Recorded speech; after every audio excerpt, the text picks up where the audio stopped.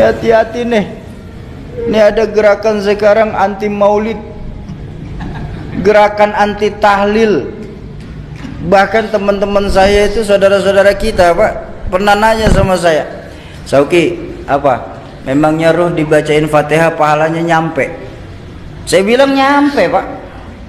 Apa dalilnya? Nggak usah pakai dalil, Pak, nanti kita jadi perang dalil. Kalau Bapak nggak percaya, Bapak mati aja duluan, saya bilang. Ntar saya kirimin Fatihah. Kalau nggak nyampe, balik lagi kasih tahu.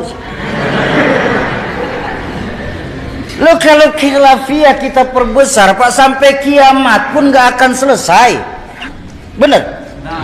Makanya Al-Quran memberikan jalan tengah. Apa jalan tengah yang Al-Quran ajarkan? Lana a'maluna walakum a'malukum. Jadi buat saya yang senang maulid kita di Pekanbaru, bagus, terusin. Baginda Nabi senang. Yang nggak suka maulid juga udah diem-diem aja, Pak. Nggak usah pakai ngata-ngatain yang maulid dan bakal masuk neraka. Dikit-dikit neraka, dikit-dikit neraka. Emang neraka punya bapak moyangnya? Hati-hati nih, hati-hati.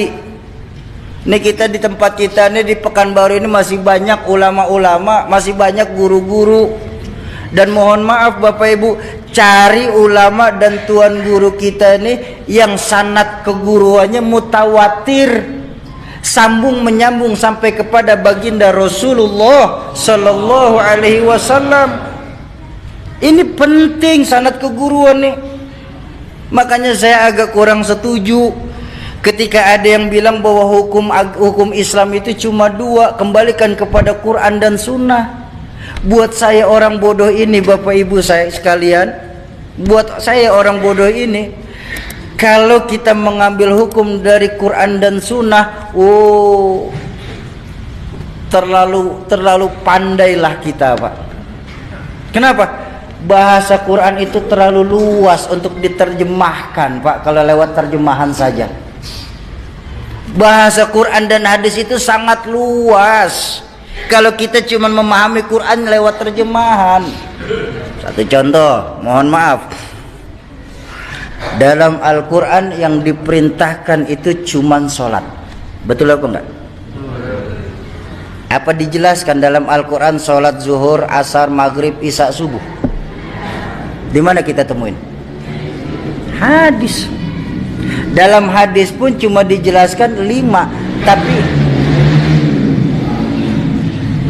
tapi bagaimana mengerjakannya dijelaskan apa enggak?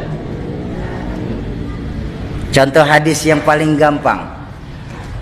Baginda Nabi bersabda dari Imam Ahmad, "Shallu kama ra'aitumuni usolli." Salatlah kamu sebagaimana kamu melihat aku sholat. Ini kalau kita terjemahkan ya. Mohon maaf saya tanya, ada di sini yang pernah ketemu Rasulullah? Ada yang pernah duduk di belakang Rasulullah? Terus bagaimana kita tahu sholatnya Rasulullah? Dari guru-guru kita yang ngajarin kita. Ini loh pentingnya. Makanya hukum Islam itu bukan cuma 2 tapi 4. Ada Quran, ada sunnah, ada ijma, ada qiyas. Yang nggak ditemukan di Quran bisa kita temukan di hadis. Yang nggak ada di Quran dan hadis bisa kita temukan di dalam ijma. Yang nggak ada dalam ijma bisa diqiyas melalui ulama-ulama kita. Bayangkan untuk memahami untuk berijtihad satu hukum, ada syarat ijtihad, Pak. Paling tidak dia harus hafal 30 juz, 114 surah, 6230 sekian ayat. Selesai? Belum. Dia harus tahu asbabun nuzul dari ayat tersebut. Selesai? Belum. Dia harus mengkhatamkan minimalnya 3 tafsir Al-Quran yang masyhur. Tafsir Jalalain, tafsir Ibnu Katsir maupun tafsir Tabari. Silakan. Selesai? Belum. Dia harus belajar asbabun nuzul. Untuk tahu asbabun nuzul berarti harus belajar hadis. Untuk tahu kedudukan hadis kan harus belajar mustalahul hadis. Untuk tahu mustalahul hadis ya tentu harus belajar asbabul wurud. Untuk tahu asbabul wurud ya harus belajar fikih. Untuk tahu fikih yang ngaji sama ulama-ulama yang ada sekarang. Jangan ngajinya sama Mbah Google.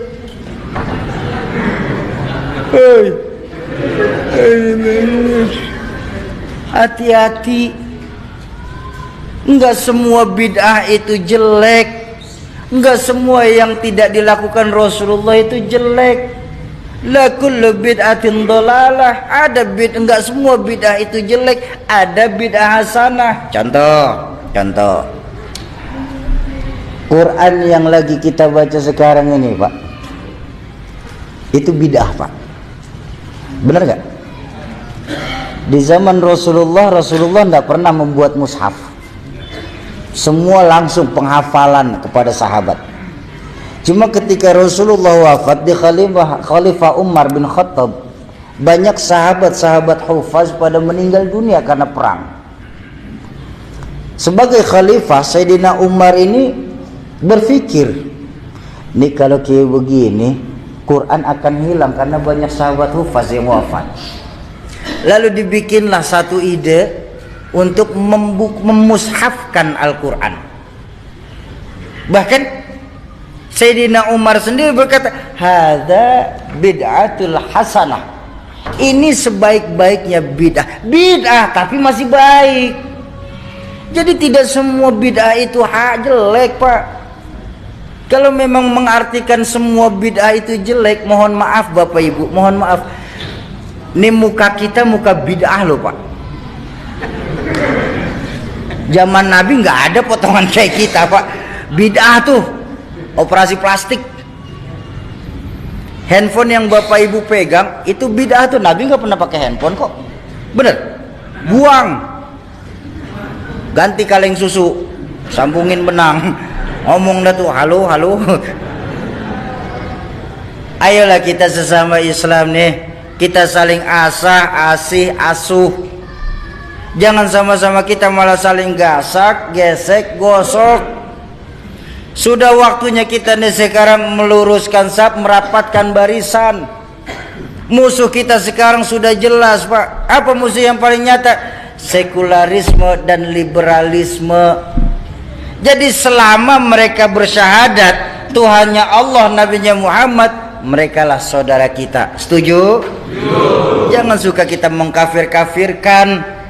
Ingat dakwah baginda Nabi itu mengislamkan orang kafir. Kok malah sekarang ini mengkafirkan sesama Islam? Ayo dalam berdakwah, yasiru wala tu'assiru. Kalau ada yang mudah jangan disulitin.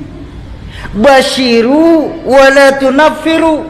Gembirain, jangan malah ditakut-takutin. Itu dakwah baginda Nabi. Kenapa beliau itu sukses?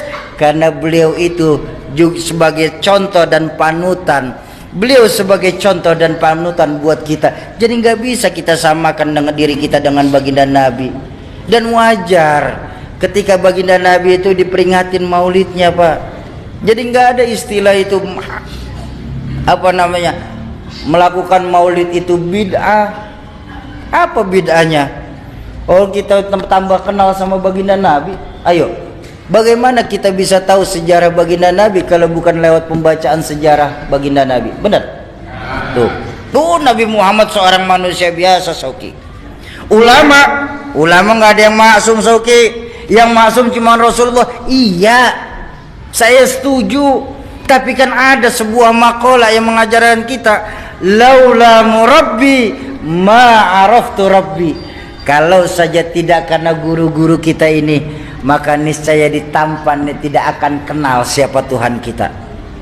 Pertanyaan saya simpel, Bang.